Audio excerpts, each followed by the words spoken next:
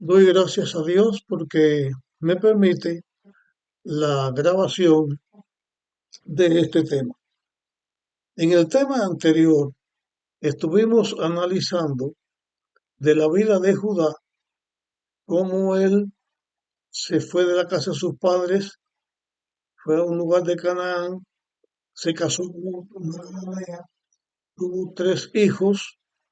El primer hijo de Judá fue bien malo, el segundo también, y Judá toma a una mujer llamada Tamar, la casa con su primer hijo, él, pero Dios le quita la vida a él, entonces la casa con el hermano Onán para que levante su descendencia o el lugar de él, su primogénito, pero él tampoco hizo lo bueno delante de Dios, también muere y entonces eh, el hermano que venía a Sela, pequeño, Judá le dice a Tamar, vete a la casa de tu padre, estate allá hasta que mi hijo crezca para dártelo, pero el plan secreto de, de Judá era no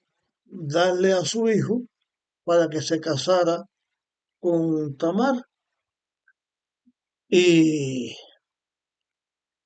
llegamos hasta aquí, hasta este momento, eh, teniendo a Tamar en la casa de sus padres y Judá con su pequeño hijo, eh, que ya estaba creciendo, pero no había llegado todavía a la edad para dárselo como esposo a Tamar. Aclaro también que estas cosas que sucedieron, Judá era jovencito. Los hijos de Judá eran jovencitos, eran comenzando en la vida, en la adolescencia, ya cuando estaba haciéndose hombre, los casaban. Eran las prácticas de los cananeos, no era una cosa que fuera distinta. Por eso, así, y todas estas cosas pasaron. Eh, Voy a leer del versículo 12 en adelante. Estamos en Génesis 38. Dice, pasaron muchos días y murió la hija de Súa, esposa de Judá. Después que Judá se consoló, un día subió a los trasquiladores de sus ovejas a Timnat, él y su amigo Irán el Adulamita. O sea, que en esa situación donde Tamar está en casa de sus padres, la esposa de Judá, la hija de Súa el cananeo, también muere. Se queda Judá viudo y va a haber un esquileo, o sea, las ovejas le iban a quitar la lana, eso era el esquileo, le quitaban la lana a las ovejas. Y siempre que había un esquileo, o se le quitaba la lana a las ovejas, la lana que se utilizaba para todos los procesos y era el trabajo, un negocio que ellos tenían, que la lana servía para hacer la ropa, las mantas, para todo lo que se usa la lana, pues había después del esquileo, había eh, fiesta. Los esquiladores hacían una fiesta, como que Judá ya había pasado algún tiempo que su esposa había muerto. Entonces, eso es la palabra consoló, o sea, cumplió el luto que tenía, fue con su amigo a esquilar y allí había fiesta. Y como que Judá fue a ese lugar y ya el tiempo había pasado en que ella debía haber sido dada como esposa al hijo que le quedaba a Judá y Judá no lo hacía, entonces dice el versículo 13, y avisaron a Tamar, alguien avisó a Tamar, tu suegro sube a Timnar a trasquilar sus ovejas.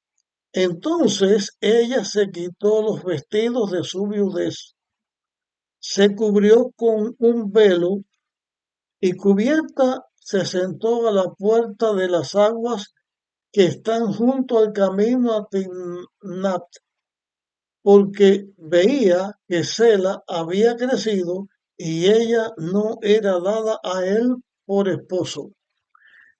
Al quitarse ella su vestimenta de viudez, tenía que vestirse de viudez para que supiera que ella era una mujer comprometida y estaba comprometida con el hijo que le quedaba de Judá.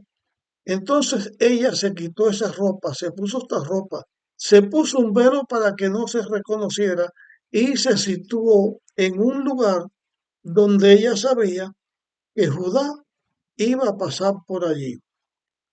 Voy a seguir leyendo del versículo 15 en adelante. Y vio Judá y la tuvo por ramera, porque ella había cubierto su rostro. Y como que él la tenía por ramera, trató de hacer algo, pero ahora voy a hacer aquí una eh, aclaración. Las rameras en aquellos tiempos se acostumbraban que eran personas devotas a las distintas deidades o dioses que ellos tenían.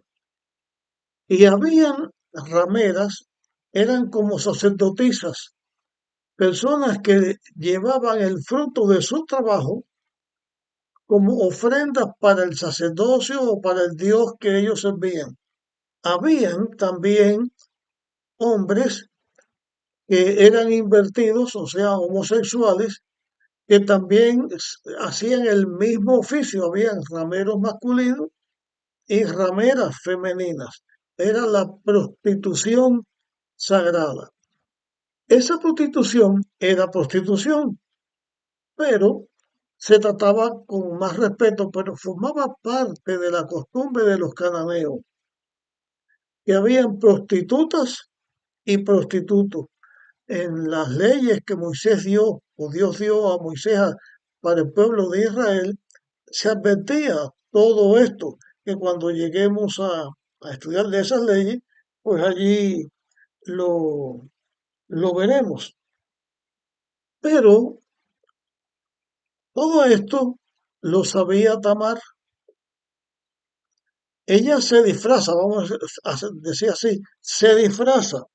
Sabía que su suegro también había enviudado, era viudo como ella. Y voy a leer a partir del versículo 16. Dice, cuando Judá, leo el 15 y 16, la vio Judá y la tuvo por ramera porque ella había cubierto su rostro. Y se apartó del camino hacia ella y le dijo, déjame estar contigo, porque no sabía que era su nuera. Por eso lo dijo. Ella le dijo, ¿qué me vas a dar para estar conmigo?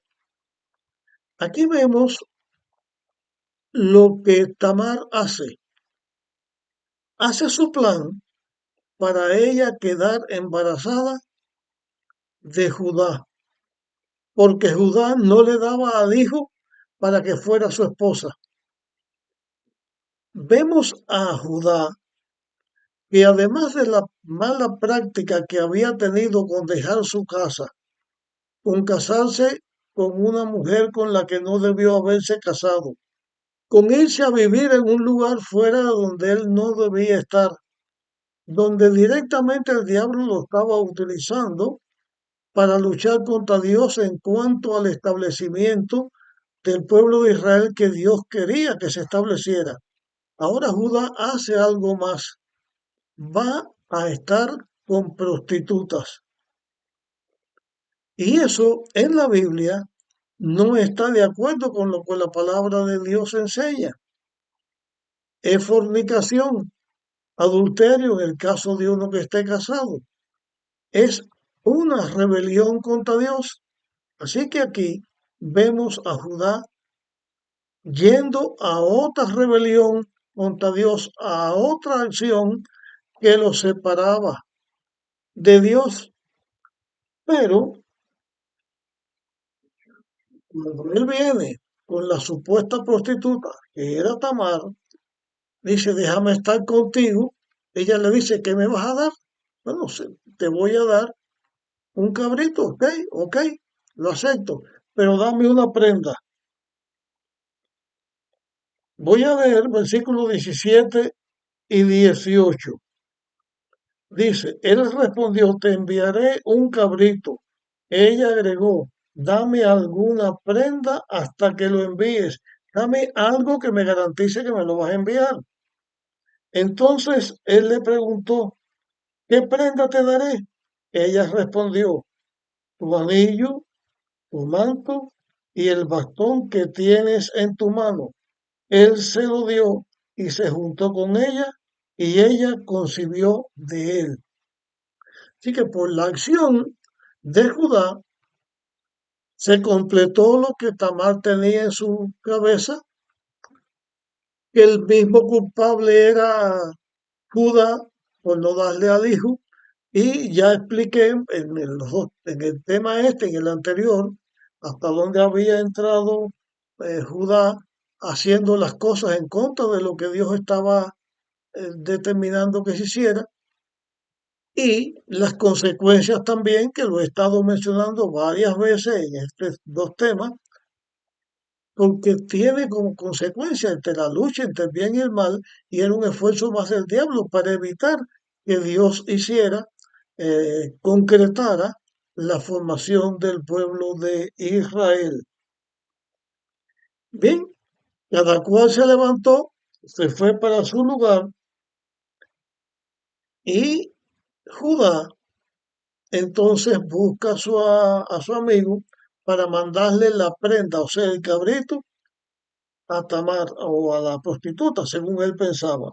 Y leo del versículo 20 en adelante. Y Judá envió el cabrito por medio de su amigo el adulamita para que retirara la prenda de mano de la mujer, pero él no la encontró. O sea, como el acuerdo había estado, Judá lo cumple, manda el cabrito para que recoja el anillo, el manto y el bastón, y ya todo terminara así en paz. Entonces manda a su amigo a que lo lleve y ya recoja todo eso y mantiene en secreto, mantiene lo que él hizo oculto, no le da eh, publicidad, porque otra cosa que tiene las cosas mal hechas es que cuando uno las hace o es tentado y cualquier cosa mala que se vaya a hacer, aparentemente no tiene consecuencias, no va a pasar nada, va a quedar en oculto. Es la trampa del diablo para engañar a las personas, a hacer las cosas mal hechas. Pero las cosas mal hechas nunca quedan en oculto, siempre salen y siempre hay que pagar las consecuencias. Sigo con el relato. Preguntó a los hombres, o sea, la Dulamita, preguntó a los hombres de aquel lugar, ¿dónde está la ramera de Naín? De junto al camino. Ellos le contestaron, aquí no hubo ninguna ramera. Judá había dado que Tamar era una ramera que trabajaba en ese lugar, pero cuando el otro lleva lo que tenía que entregarle a la mujer, no le encuentra y se pone a averiguar, resulta que se da cuenta que allí no había ramera, que allí no había eso. Entonces, pues, eh, dice el versículo 22, entonces él se volvió a Judá y le dijo, no la encontré. Y los hombres del lugar dijeron, aquí no hubo ninguna ramera. Entonces Judá dijo, tómenselo para sí, para que no seamos menospreciados. Ya ves que le mandé este cabrito y tú no lo hallaste. Judas se justificó, no pasó nada. Ella se fue, no le diste el cabrito, que se quede con lo que yo le di, que el anillo tendría su valor, las cosas que tendría su valor, pero bueno, lo dejó así. Nadie iba a saber eso, ya la mujer se fue, nadie sabía nada, pues todo quedó en paz, según pensaba Judá. Pero ahora vamos a ir mirando las consecuencias de las cosas. Versículo 24. Al cabo de unos 3 meses, enviaron a Judá o le avisaron a Judá que Tamar su nuera había fornicado y que estaba encinta. Y Judá dijo, sáquenla y sea apedreada. Llegamos al momento en que Judá va a enfrentar lo que él había hecho y qué consecuencias habría de tener esto con su vida. Cuando le dicen, tu nuera fornicó, está embarazada, ya tiene como 3 meses, Judá dijo así, bueno, sáquenla y sea quemada. Él da la ley porque él aparecía como que era el padre que cuidaba a Tamar porque ella es la esposa de su hijo. Él era el responsable de ella. Por eso ella vestía su vestidura de viudez y esperaba en casa de sus padres. No pensó Judá, yo la engañé, yo no le di quien debía darla. No pensó ni por un momento que él era el culpable, pero él era el culpable por todo lo que había hecho. Él era el culpable, porque la había engañado, no le había dado lo que debía darle, era su hijo, porque la dejó retirada allí. Él era el culpable, pero también, aunque él no lo sabía, él era el culpable del embarazo de Tamar. Otra cosa mal hecha en contra de las cosas que Dios establece. Y quiero un breve análisis. En nuestra historia que hemos estado llevando desde Abraham hasta este momento, hemos estado fijándonos cuántas cosas malas sucedieron con Abraham, sucedieron con Isaac, sucedieron con Jacob, mentiras, engaños, faltas. Se ve clara la lucha entre el bien y el mal, pero ahora llega un momento donde parece que el mal triunfa y que el bien, que es la parte de Dios y lo que Dios quiere hacer, iba a un fracaso seguro. Y quiero decir lo siguiente para terminar este tema, porque de aquí continuaremos para el otro. Desde que Dios creó al ser humano y el ser humano cayó bajo la tentación y cayó bajo el pecado, desde que el pecado entró a la tierra, en toda la historia de este mundo, llega un momento donde parece que el bien, que es lo que tiene que ver con Dios, que la verdad, que es lo que tiene que ver con Dios, está siendo destruida por el mal. Se ve cuando Caín se levanta para matar a Abel. Se ve cuando la humanidad entera es destruida por un diluvio. Se ve con la torre de Babel. Se ve en cada momento y se ve también aquí, en este momento crucial en que Dios está formando la nación de los israelitas. Y voy a dar un salto grande para llegar a nuestro tiempo. En nuestro tiempo, aparentemente se ve como que la iglesia de Dios se ha vendido al mal, como que el diablo ha triunfado, como que en la iglesia se hacen cosas, que el pueblo de Dios hacen cosas malas, donde aparentemente no hay esperanza para la iglesia de Dios, donde se levantan predicadores hablando en nombre de Dios y echándole a la iglesia de Dios porque la odisea que va a ser vomitada, que Dios la va a quitar. Toda esta lucha entre el bien y el mal, actualmente donde se predican tantos temas, como yo estoy haciendo ahora y los publico, se publican tantos temas donde se dicen mentiras en el nombre de Dios, donde se dicen falsedad de lo que está escrito. Ese tipo de engaño donde parece que la iglesia va a ser destruida, que hasta dónde vamos a llegar, porque todo es de mal en peor y de mal en peor hasta el fin. Bueno, así estaba en este momento con Tamar y así es a través de toda la historia. Pero tengamos una cosa presente, el mal nunca va a triunfar.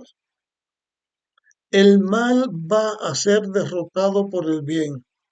Dios quitará el pecado, los pecadores y todo lo malo será erradicado para siempre, será quemado y destruido. Y Dios y su pueblo van a ser los triunfadores. La verdad de Dios que reina en todo el universo, menos en esta tierra donde nosotros estamos de pecado, que también va a ser redimida. La redención se va a lograr, el triunfo se va a lograr, aunque aparentemente el mal triunfe. No es verdad. El mal nunca triunfará. Triunfará el bien. Y los que estemos en las manos de Dios, vamos a triunfar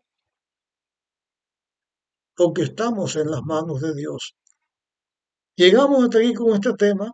En el próximo tema terminaremos esta historia de Rubén y vamos a ver cuántas grandes cosas Dios hizo para restablecer a él, a Rubén, y también para lograr lo que Dios quería que se lograra con respecto a Israel y a sus hijos. Comparte este tema. Nos vemos en la próxima ocasión.